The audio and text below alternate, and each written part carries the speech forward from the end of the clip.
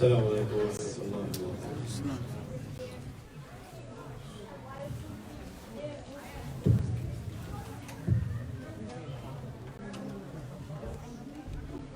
بسم الله الرحمن الرحيم وبه نستعين.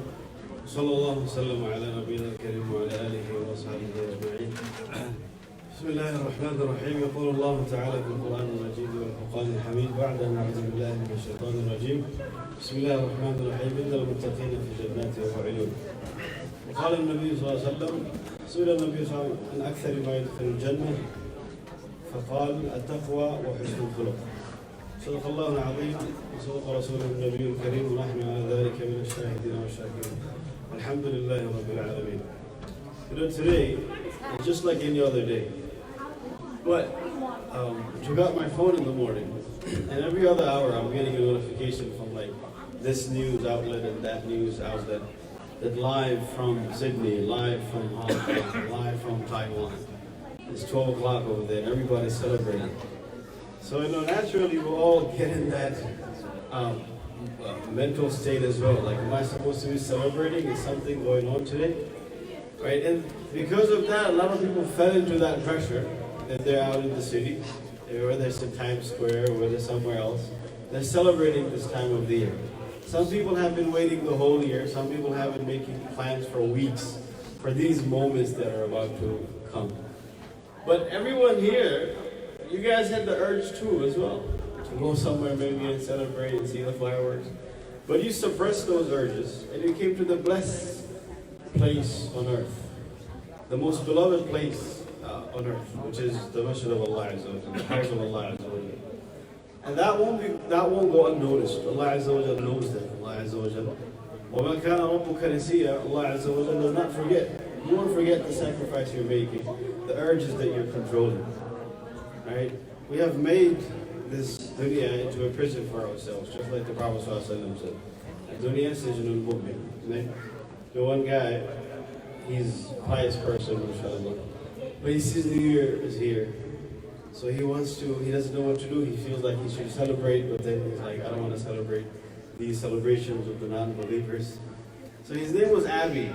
A-B-B-Y, Abby. So he goes home and he knocks on the door. He goes, knock, knock. His wife says, who's there? He says, Abby. And then she says, Abby who? He says, Abby New Year. He finds a halal way to say New Year. Anyhow, we're all here, alhamdulillah, for the pleasure of Allah Azza wa Jalla. Everything that we do throughout our entire life is for the pleasure of Allah Azza wa Jalla. It's a very simple equation. Allah Azza wa Jalla says, وَلِلَّهِ مَا فِي السَّمَاوَاتِ وَمَا فِي الْأَرْضِ. Whatever's in the heavens and the earth is for Allah Azza wa Jalla. لِيَجْزِيَ الَّذِينَ أَسَاءُوا بِمَا عَمِلُوا وَيَجْزِيَ الَّذِينَ أَحْسَنُوا بِالْحُسْنَى. It's very easy. So that He can reward those who do evil with evil, and those who do good, He can reward them with good. هَلْ جَزَاءُ الْإِحْسَانِ إِلَّا الْإِحْسَانِ. Is there a reward for good except for good? Right? So all of us are sitting here. All of us wake up every single day for Fajr. Pray 5 times a day. Give zakah. Fast in Ramadan. Sisters wear the hijab and go to school and mocked at, ridiculed, laughed at. Brothers go to schools and work. And people know you as a Muslim. And there's so many things going on in society, Islamophobia and all of those things. But yet you still continue to be resilient and fight through all of that, to preserve your identity. Why? Because you want to die as a Muslim. You believe in the wa'd Allah Azza wa Jalla has given you. That وَيَجْزِيَ الَّذِينَ أَحْسَنُوا بِالْحُسْنَى. Those who do good, He will give them back good. So, mashallah, the Mashaykh have talked about the Day of Judgment and Jahannam. Inshallah, we'll quickly go over some of the descriptions of Jannah, of paradise. We don't have too much time, I know dinner is coming as well, but inshallah we will go through some of the episodes and glimpses of the food that will be served in Jannah. And it's the first food that will be served in Jannah as well. You might be surprised what that first food is. So, what is Jannah? And why is it called Jannah? Any letter, any word in the Arabic language, when it has jim, noon in it, it means it's hidden. It's not visible to your eyes. So you can guess, like jinns. Why are jinns called jinns? Because you can't see them. They're hidden from your eyes, correct? So Jannah has that same root letter, jim, noon. It's hidden from your eyes. You can't see. Anyone here can say that they've seen Jannah yet? No, right? That's hidden from your eyes. Similarly, a majnoon, it also comes from that same letter, Jim, Nun, Nun, because his aql is gone. You can't see his aql. So, Jannah is something that's hidden from your eyes. It's prepared for the believers, the muttaqeen, Allah Azza wa Jal. That's prepared for them. And we have to quickly go over, and there's only some teas we're going to give you of Jannah that Allah Azza wa Jal has given us in the Quran. The Prophet ﷺ promised us in that hadith. Because you know why? Our shallow imagination can never grasp what Jannah has entitled or has for us in store. Because the Prophet ﷺ said, Jannah has such things, مَا لَا عَيْنٌ رَأَتْ, no eyes has ever seen. وَلَا أُذُنٌ سَمِعَتْ, no ears have ever heard. وَلَا خَطَرَ عَلَى قَلْبِ بَشَرٍ, and never have the hearts of human beings have ever can imagine what Jannah has in store. فَلَا تَعْلَمُ نَفْسٌ مَا أُخْفِيَ لَهُم مِّن قُرَّةِ أَعْيُنٍ, and nafs does not know what's hidden for him, waiting for him in store in Jannah. مِّن قُرَّةِ أَعْيُنٍ, from the coolness of the eyes. So we're going to quickly go over some of the things Allah Azza wa Jalla mentioned in the Quran, and the Prophet ﷺ has mentioned in the Sunnah. So the Day of Judgment happens, Allah Azza wa Jalla separates the kuffar and the munafiqun, and only the purest of the purest, the khullas, those with strong iman, they're the ones that remain. So Allah Azza wa Jalla directs them to go towards Jannah. And so the Prophet ﷺ will be leading this group, this entourage. وَسِيقَ الَّذِينَ اتَّقَوْا رَبَّهُمْ مِنَ الْجَنَّةِ زُمَرًا. And those people who feared their Lord, they will be escorted. They will be taken to Jannah in groups. The leader will be the Prophet ﷺ. And following him will be Abu Bakr radiallahu anhu. There will be 8 gates of heaven. In some hadiths, some other doors are mentioned as well. The max is 11, but 8 at least. So there will be a door of those people that fasted. There will be a door of those people who gave zakat. There will be a door of those people who did Umrah and Hajj. And they were known for those things. Abu Bakr radiallahu anhu says, Ya Rasulullah, will there be a person who's going to be called from every single gate? All of them. The Prophet ﷺ says, yes. وَأَرْجُوا أَن تَكُونَ مِنْهُمْ, and I hope that you are one of those people. Right? And in the hadith, the Prophet ﷺ says, Abu Bakr will be the one behind him who will enter after the Prophet ﷺ. So the Prophet ﷺ will go and knock on the door. And the guardian of the door, his name is Ridwan. Ridwan is here, right? His angel, Ridwan. He will ask, Man anta, who are you? The Prophet ﷺ, with great humility and adab, he will say, Muhammad, that I am Muhammad. He doesn't say, I'm Nabiullah, Rasulullah, and this and that. He says, Muhammad. So he says, yes, Bika umirt, I was commanded for you. I was told to open the door for you and for no one else. The Prophet ﷺ said, it will be haram on any other prophets to enter Jannah before me. The Prophet ﷺ said, I'm the last ummah to come, but I will be the first one to enter Jannah.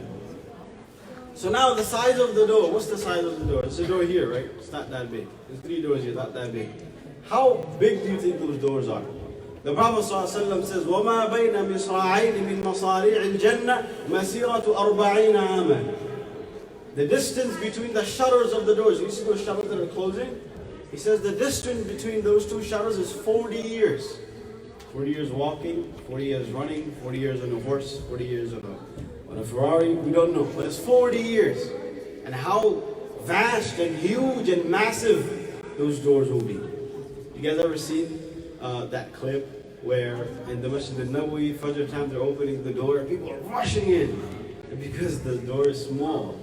But on the Day of Judgment, that problem won't be there. It will be huge. Like millions of people will be able to enter at one time. So that's about the door of Jannah. Another narration, Imam Ibn Kathir brings in his tafsir that Ali anhu says that when people go to the door of Jannah, they will come to a tree, and on the base of that tree, on the foundation of that tree, there will be some fountains.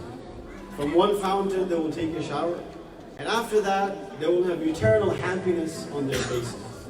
And another fountain, they will drink from that, and every impurity and every pollution they have in their bellies and intestines, that will evaporate and go away. So they will enter, they will be escorted in through the doors of Jannah. The first people that will enter, their face will be like the moon when it's full. It will be very bright and very luminous, very beautiful. You know, in the city, we don't really get to see the full moon, right? Because of the light pollution. But if you go to the suburbs, or if you ever go to visit a village, whether it's Pakistan, Bangladesh, wherever it is, and you see the full moon, it's very beautiful. It's a very soft light. You can see everything. It's not too dark, it doesn't hurt your eyes, but it's just beautiful. But the people who enter Jannah, the first group of people, their faces will be bright and shiny like that when they enter. So once they enter, what will happen? The first thing that will happen is some children will come. وِلْدَانٌ مُخَلَّدُونَ. Young children with doves will come and welcome them in. You know, you see young children, they're always in inaugurations carrying flowers and this and that, because they look so innocent, they look so beautiful, they look angelic. So they will come and welcome the people of Jannah and surround them, and they will say, Abshir, have glad tidings. أَعَدَّ اللَّهُ لَكَ كَذَا. Allah has prepared for you this, Allah has prepared for you that. And then what will they do? فَيَنْطَلِقُ أَحَدُهُمْ إِلَى زَوْجَتِهِ. Then they will go to their wives, the women of Jannah, and they will say, قَدِمَ فُلَانٌ بِاسْمِهِ. They will take the name of such and such person and say, this person has come. You know, we like it when people call us by our name, right? Especially if it's someone we don't know. So those women of Jannah, they will call each person by their name and say, such and such person has come into Jannah. فَيَجِيهُ حَتَّى يَأْتِي مَنْزِلَهُ. And then they will go to their homes, whatever that Allah Azza wa Jalla has created for them. The walls of those castles and those palaces will be built from rubies and pearls, right? And the cement will be made of musk. They will come, they will see surur marfu'a, they will find couches raised high. وَأَكْوَابٌ مَوْضُوعَةٌ. They will find cups placed in front of them ready. You know, when they go to Cunningham Palace, there's like all these butlers are there waiting for them. There's cups nicely put, the spoons and the knives, everything beautifully placed, just like that. They will have cups and plates and everything waiting for them. وَنَمَارِقُ مَصْفُوفًا. And they will have cushions lined up. Nice cushions and sofas lined up for them. And they will just relax. عَلَى سُرُرٍ مَوْضُونَ مُتَّكِئِينَ عَلَيْهَا مُتَقَابِلِينَ. They will sit there looking at one another. مُتَقَابِلِينَ. You will look at me, I will look at you. You know, it's hard to look at one another if you have grudge in your heart. If you have some jealousy or hatred or something in your heart towards someone else, it will be hard to look at them. But in Jannah, there will be no such thing. There will be no ill feelings towards anyone. You will just look at one another and just gupshup and chai, maybe cake rust, but whatever you wish, it will be there inshallah. You know, people might have some specific orders they like. One person came to a Sheikh and said, Sheikh, will I be able to smoke in Jannah? So the Sheikh said, yeah, you can smoke, but you have to go to Jahannam, light up the cigarette, and then come back. So no matter what it is that you want, it will be there for you. You know, I can't really say the exact scenarios of how Jannah will be. I haven't been there. No one has been there. It's like before someone goes to Hajj and they talk about Hajj, they tell you this is what happened 8th day, 9th day, and then Mina. They're just talking from what they have seen, what they have read. But once you go there, it's a whole different scenario. It's a whole different ball game, right? So none of us know what exactly will happen, the very specific details. But anyhow, that's about the entrance and the first thing that will happen. As for the first food that will be given, the Prophet ﷺ, in authentic hadith, he says it will be the liver of whale. Now we might say that, oh, what's liver of whale? We don't know what that is, or I don't even know how that tastes. But I can tell you, I can guarantee you it's something that, you know, that will be very good and you would like it. Right now in this world, we have no idea what it is. But the host is Allah Azza wa Jalla. So you must trust it will be something that you have never ever tasted in your life and you will only want more. Also, a buffalo or an oxen will be slaughtered that used to graze from the pastures and the gardens of Jannah. It will be slaughtered and it will be bought for you. So those are the first food that we use. Food matters, right? Food matters. Food is about to come inshallah in just a bit. But we go, anyhow, we don't want to get too loud. And then angels will come. Angels will come. Every palace that you have for you, There's 4 doors in each direction. There's a door. And وَالْمَلَائِكَةُ يَدْخُلُونَ عَلَيْهِمْ مِنْ كُلِّ بَابٍ. Malaika will enter upon them from every door, saying, Salamun alaykum bima sabartum. Peace be upon you because of the sabr that you had in this world. Right? So this will be the greetings of Jannah as well. Okay, so we talked about some food. As for the fruits of Jannah, the fruits, whatever fruits you like. Right? The branches will be very close to you. وَذُلِّلَتْ قُطُوفُهَا تَذْلِيلًا. The cluster of fruits will be very close to you in Jannah. You won't even have to turn and reach and you have back pain and this pain. None of that. The fruits will be right in front of you. Just grab and go. If you want meat, وَلَحْمِ طَيْرٍ مِّمَّا يَشْتَهُونَ. The lahm, the meat of the tayr that's passing by, that's flying by, you wish, you want to eat it, it's in front of you. The bib will be on you as well. You don't got to put the bib on either. You just start eating. وَلَحْمِ طَيْرٍ مِّمَّا يَشْتَهُونَ. وَفَاكِهَةٍ مِّمَّا يَتَخَيَّرُونَ. And there's no limit. First of all, you might ask, why do I even have to eat in Jannah? Right? We don't always eat because we have to. If all of us ate because we have to, we'd be a lot skinny. But I know for myself, a lot of times I eat just because I'm bored. Because it's pleasure. It gives you dopamine in your brain. Eating is good, right? You like it. So it's not because you need to eat in Jannah, but because it's pleasure. You know, sometimes you go to a nice restaurant or a nice dawah that does some good food, but you're full after one plate. You're like, I wish I had more space. In Jannah, you'll have a lot of space. You will have the strength and the space in your belly of 100 men, the Prophet ﷺ said. 100 men. You'll be able to eat like 100 men. So, no worries. I won't be 5'4", and you won't be whatever your height is. You will be in the height of Adam alayhi salam. 60 dhira'a. 60 meters or 60 arms length. That's how tall you will be. Your age, you won't be too old, you won't be too young. You'll be either 30 or 33. Right? One time the Prophet ﷺ came to an elderly lady and he told someone to tell her that elderly people are not going to enter Jannah. There's no place for elderly people in Jannah. So she was about, I'm old. She started crying. So then the Prophet ﷺ told her that everyone that enters Jannah will be young, will be young and will be virgin or will be very young. They will be in their youth. They won't be old. So that's when she was. Yes, a request from the sister side is if you can, if the sisters can bear with us, inshallah, this is going to end very soon. So yes. Anyhow, so now you're done with eating. You want to go out. That's the first thing, right? You ate. Now you want to go outside. Right? You go to a new country. You go to the hotel. Your purpose is not the hotel. You want to go see that country. So you're in the hotel. You got food, everything nice. Now you want to go and see outside. What's outside? There will be no shortage of food. There will be rivers flowing.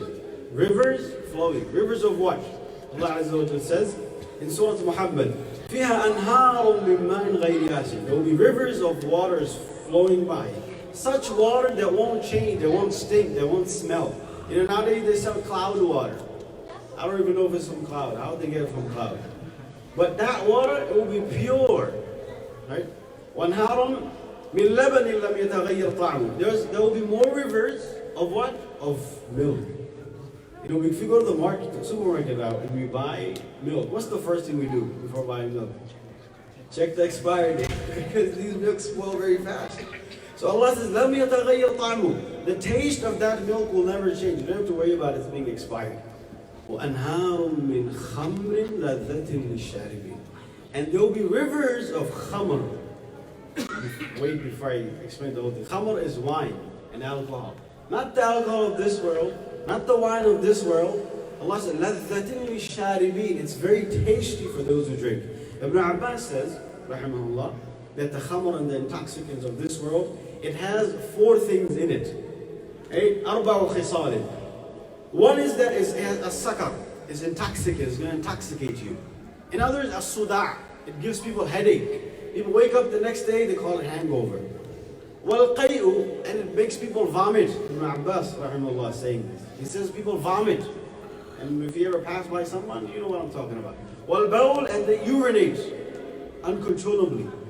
So he says these four things. فَذَكَرَ اللَّهُ خَمْرَ الْجَنَّةِ Allah mentioned the wine of Jannah. وَنَزَهَهَا عَنْ هَذِهِ الْخِصَالِ He purified the wine and the alcohol of Jannah from all of these four things. It will be لَذَّةٍ لِلشَّارِبِينَ It will be tasty. It won't be the same thing as this world.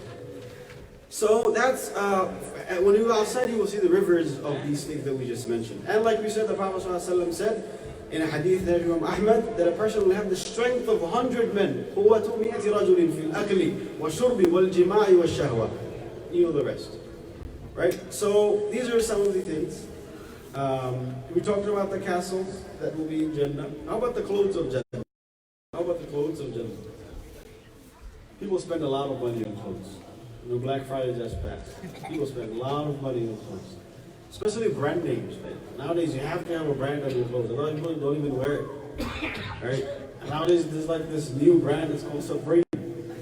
And people literally spend hundreds and I think even thousands of dollars on just one t-shirt. You sell it on StockX or something, right? Hundreds of dollars. People go online, wait there for days. They get it, not so that they can wear it, but sell to other people for like more and more, like a couple of grand. Just one t-shirt. So clothes is a big deal, the quality of clothes. People say they buy it for the quality. But anyhow, what will be the clothes of Jannah? Allah Azza wa Jalla says in Surah Insan, عَالِيَهُمْ ثِيَابُ سُنْدُسٍ خُضْرٌ وَإِسْتَبْرَقٍ They will have clothes of fine silk and brocade. Fine silk. In this dunya, men can't wear silk. But it's very nice, very soft. Very, I never wear it, but you see how people wear it and how beautiful it looks on people. So in Jannah, that will be your clothes. وَحُلُّوا أَسَاوِرَ مِنْ فِضَّةٍ And they will wear bracelets. أَسَاوِرَ مِنْ فِضَّةٍ From silver. So you can flash all you want in Jannah, no problem. Your jewelry, everything. It will be allowed. Right? So that's as far as the clothes and some of the adornments of Jannah. Also, the day of Friday in Jannah is special. The day of Friday in Jannah is special. It's called Yawmul Mazid. On that day, there will be a market. On Friday in Jannah, there will be a market. People, whatever they want to exchange, trade, buy, whatever they like. One special thing that will happen on that market is that while they're in the market, a wind will pass by, a breeze, a soft breeze will pass by. And with that breeze, their beauty, their facial structure, it will just get more and more beautiful. And they will go back home, and the people at their houses will tell them that you just got so much more beautiful. They will say, no, by Allah, you are more beautiful. On the day of Jummah as well, Allah Azza wa Jalla will visit the inhabitants and the people of Jannah. And every person will have a designated spot. The Prophet ﷺ, one time, he was sitting with the Sahaba, and a full moon was visible to them. So then the Prophet ﷺ said, just like you see this full moon, you have no doubt in seeing it. On the day of judgment, you will see Allah Azza wa Jalla just like that, no doubt in it. وجوه يومئذ ناظرة إلى ربها ناظرة. Faces will be looking at the countenance of Allah Azza wa Jalla. So every person will have a designated spot to conversate and to talk. Allah will talk to every single person. ليس بينه وبين الله ترجمان. There will be no translator between him and you. Allah will speak to every single person. So you will conversate with Allah Azza wa Jalla. Every person in Surah Al-Qamar, Allah says, عند مليك في مقعد صدق عند مليك مقتدر. Every person will have مقعد. What does مقعد mean? A seat. Every person will have a designated spot, a seat, and they will be there and they will talk and conversate with Allah Azza wa Jalla. We don't have too much time, we'll just talk about two more things. The other thing is, the age group of this congregation is different. So perhaps it's better we leave it for another time. But we won't talk about this specific. We'll skip this one. We'll go to the last one, which is seeing Allah Azza wa Jalla. Which is seeing Allah Azza wa Jalla. So the Prophet ﷺ said in the hadith, إِذَا دَخَلَ أَهْلُ الْجَنَّةِ When the people of Jannah enter Jannah, يَقُولُ اللَّهُ تَبَارَكَ وَتَعَالَى After everything they have wished for came true, Allah Azza wa Jalla will ask them, تُرِيدُونَ شَيْئًا أَزِيدَكُمْ Do you guys want anything else? You got everything you wanted, everything you wished for. Is there anything else would you like? So they will say, أَلَمْ تَبْيَضَّ وُجُوهَنَا Ya Allah, you've brightened our faces. There are those whose faces were humiliated, but you brightened our faces on this day. أَلَمْ تُدْخِلْنَا الْجَنَّةِ Didn't you enter us into Jannah? وَتُنْجِينَا مِنَ النَّارِ, and you saved us from the fire. What else can we want?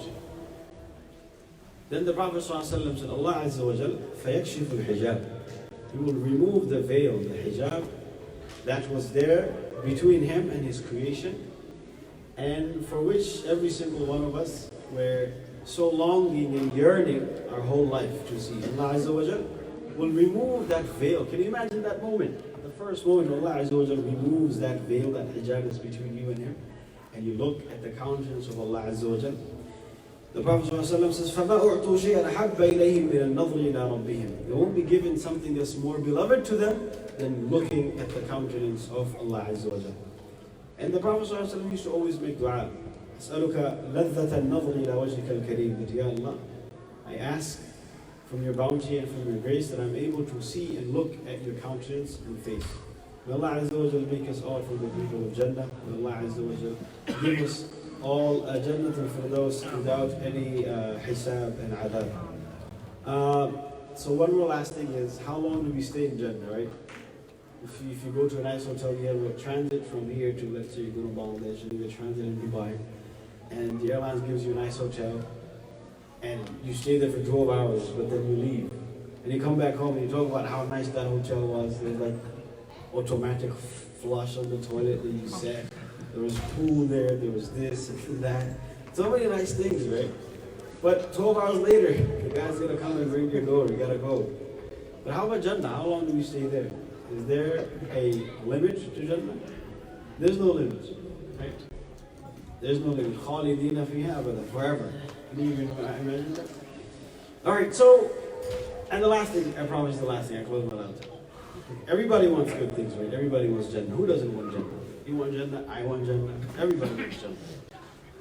But how much, what are we willing to bring to the table to earn and to qualify for that Jannah? What are we willing to bring to the table? And everybody wants it. How honest, how sincere are we about it? You know, Allah Azza wa Jalla says, إِنَّ اللَّهَ اشْتَرَى مِنَ الْمُؤْمِنِينَ أَنفُسَهُمْ وَأَمْوَالَهُم. Allah has purchased, He bought from each and every single one of us ourselves and our wealth in return for what? Allah Azza wa Jal brings to the table, وَلَيْسَ كَمِثْلِهِ شَيْءٍ جَنَّةً. What do we bring? What can we bring? The Sahaba, they're very honest in the promises they made. Anas ibn Nadr radiallahu anhu, he was the uncle of Anas ibn Malik. He missed the battle of Badr, and he said he was so depressed, he was so disappointed, so depressed. He said that if I ever witness any other battle, then Allah Azza wa Jal will see my sincere intention. Allah Azza wa Jal will see how serious I am about attaining Jannah. So the battle of Badr was over, he wasn't able to join. Aslan, the battle of Badr wasn't even a battle. They didn't even go out with intention of battle. They went out to capture some caravan. So when the battle of Uhud came, the Prophet, as we all know, he told some Sahaba to stand on top of Mountain Uhud. Even if you take the ghanima, don't come down from there. So they were waiting there, and Khalid bin Walid, who was a Muslim at that time, who was a very experienced soldier. Some of them, they saw that the Muslims were gaining victory, they started coming down. Khalid bin Walid went from the back and he started attacking. So, and Muslims were kind of facing some defeat. So Anas ibn Nadr, he said, Ya Allah, I made a promise that I'm going to show what I'm made of in the next battle. So he sees people running away. Mu'adh ibn Jabal, even Sahabis like that, they were running away. So Anas ibn Nadr, he looked at them and he said, what are you guys doing? He said that I smell the fragrance of Jannah duna Uhud, by the mountain of Uhud. And then he plunged straight towards Uhud. He knew that he's not going to come out from there. But he was serious about getting Jannah. He was serious about the promises that he made to Allah Azza wa Jalla. He went straight in there. He never came out. After the battle was over, they found over 80 wounds in his body. No one was able to recognize him besides his sister from some signs that he had in his fingers. So they were able to give up their lives, give up everything they had. Now how much? What can we do? What are we willing to bring to the table in order for us to achieve Jannah? What are the qualifications? What will get us to Jannah? And what are the disqualifications that will make us deprived of Jannah? You guys know the disqualifications first? The Prophet ﷺ said, لا يدخل الجنة قاطع. The first person that won't enter Jannah is قاطع, is the person that breaks ties with his family, disconnects with his family and his friends. You know, young people, When our parents talk to our family back home and they tell us, do you want to talk on the phone? We run away, right? That's called cutting ties. I mean, it's not that big deal because you're still young. When you go older, make sure that you don't do that. Because those people who cut ties with their families, who are mean to their families, لا يدخل الجنة قاطعون. That's the first person who disqualifies to enter Jannah. The second person, لا يدخل الجنة قتات أي نمام. The person that goes around and spreads gossip, he's not eligible for Jannah. Who else is not eligible for Jannah? لا يدخل الجنة من كان في قلبه مثقال ذرة من الكبر. The person who has even an iota amount of kibr in his heart, he doesn't qualify for Jannah. Right?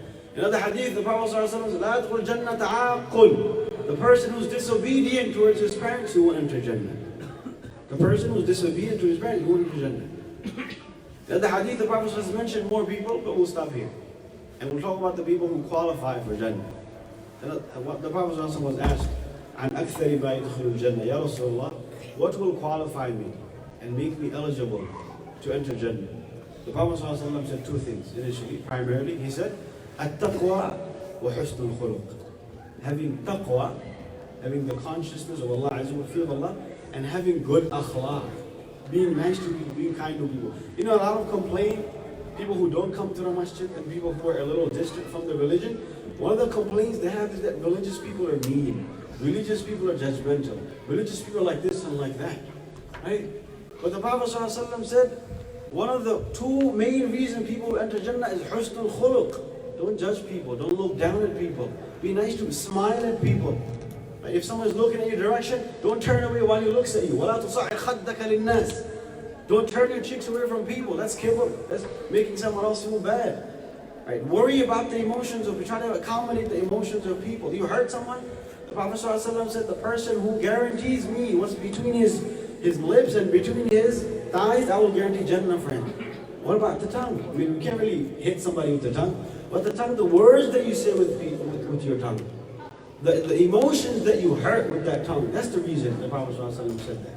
Alright, and lastly, the last thing that will qualify a person to enter Jannah, the Prophet ﷺ said in the hadith, that I guarantee Jannah, a house in the outskirts of Jannah, for the person who does not lie, even if he's joking. And then he says, I guarantee a house in the center of Jannah for that person who leaves arguing even though he's right. Even though he's right, he's arguing. And then he says, I guarantee Jannah in the highest place of Jannah for that person, liman hasuna khuluquhu. That person whose akhlaq is good. That person whose akhlaq is good. The Prophet ﷺ said, on the day of judgment, the closest person to me will be ahasinukum akhlaqa. The person who has the best akhlaq. Right, so Allah Azza wa Jalla, we don't want to make it too long. But inshallah we'll make dua shortly. But this was just some of the glimpses and some of the teasers, you can say, of Jannah and what's waiting for all of us. Allah Azza wa Jalla not deprive us from Jannah. Allah Azza wa Jalla give us the ability to enter Jannah without any adab, without any hisab.